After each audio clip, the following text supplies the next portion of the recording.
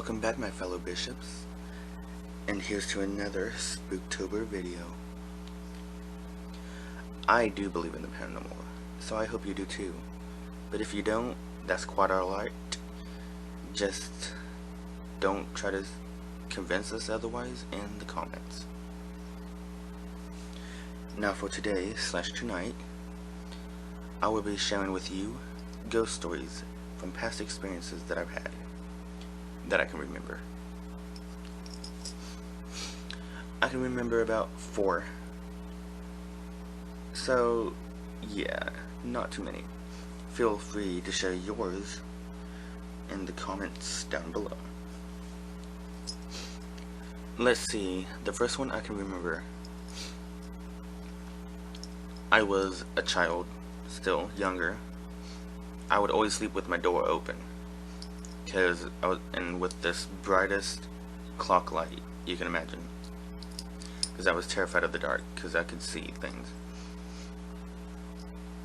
I can see spirits and entities unwillingly, because I'm a clairvoyant. But anyways, I saw not an itty bitty orb, but an actual like sphere of light come out of the bathroom. And I always would have the bathroom door closed before I would let my mom go to bed, because it's pitch black in there and it scared me. But someone went to the bathroom and then they left it open, and later that night around maybe, I couldn't get to sleep, so it was probably around 2 a.m. 1 a.m. Well, either way, a sphere of light came out of there, passed through my doorway, and went down the hall. It scared me so bad. I covered myself in my blankets, because all children think that's going to keep them safe. And I got so scared and hot that I passed out and just slept. But there's a story of a female ghost that comes from the bathroom, goes down the hall, turns, crosses through the kitchen, goes out to our landing area that used to be a back porch before they made it into an add-on on this house.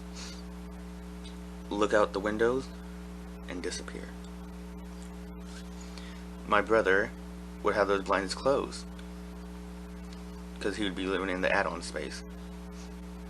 And every time he'd wake up, like in the morning, they would be open, wide open. Even on the days and nights, or mornings, whatever, that he would wake up first before anyone else. Next story. This one's even farther back. When it was a home that I started growing up in for the first 5 or 6 years of my life. It was a rental home. The basement was haunted. You'd have to go through the kitchen towards the back door, and literally about maybe 4 feet of space is the back door, and then the basement door. The basement door had a window on it. We would always hear like glass shattering down there, or pots and pans banging and clanging. And every time they'd go check, my brother and I were too scared to go there. I was too scared to pass the door, but the playroom was on the other side, which is where we kept all of our toys.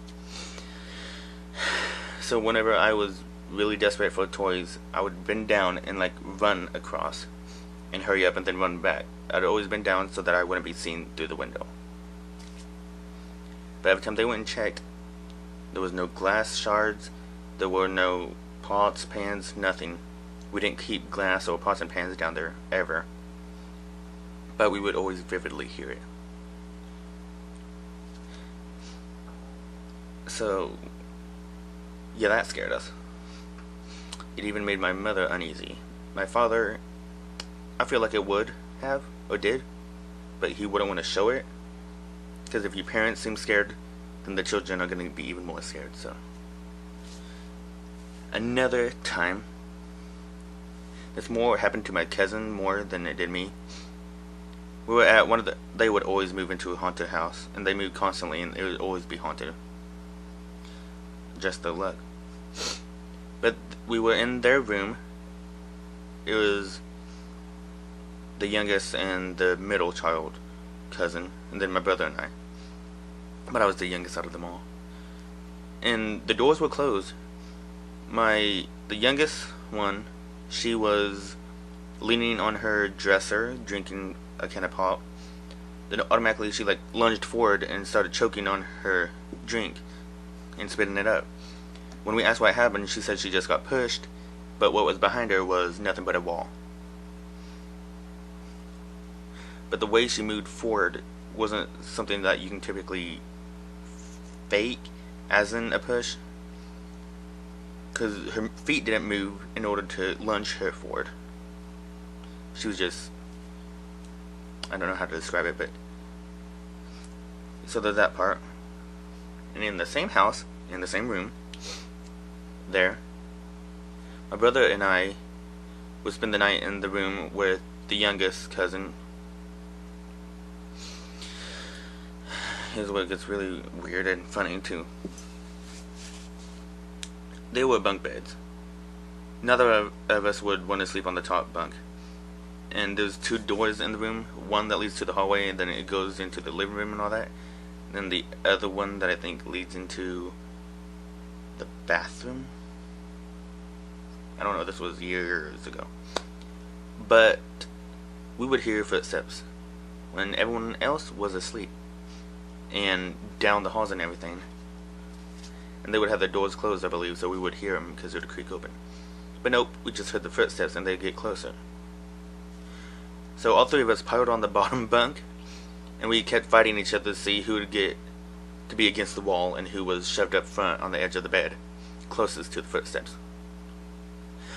I can't remember how long it went on, but it ended up my cousin being against the wall, I was in the middle, and my brother was up front. I think my cousin fell asleep first, and then I did, and then my brother. Or maybe he didn't fall asleep. I don't know, but it's kind of creepy, especially when you're a kid and you're hearing footsteps when there's nothing there. And here's just an interesting story. Not exactly haunted, but, I mean, not much of a ghost story, but, so yeah, I was at the same house with the cousins. That time we were in their spooky ass fucking basement. It was my brother, the eldest one, and her best friend, and me. And I think the youngest might have been down there. Youngest cousin. By the way, we were in the corner. I was in the very corner because I was scared. And it was the dark room, and they have like a bar area in the other end of that room in the basement.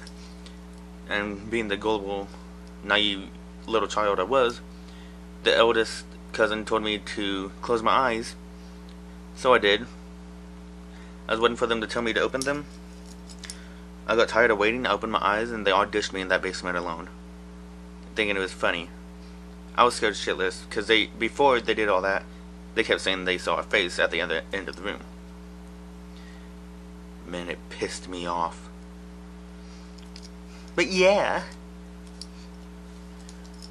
I know this may not have been too much of an interesting video, but I still hope you give it a like, and I really hope you tell me some of your stories and experiences in the comments below. And so, yeah, if you haven't already, please be sure to subscribe, like, and comment. And I will be back at it with another Spooktober video sometime this month before it ends. So, I'll see you guys next time. And until then, this has been Goth Bishop, and I am out.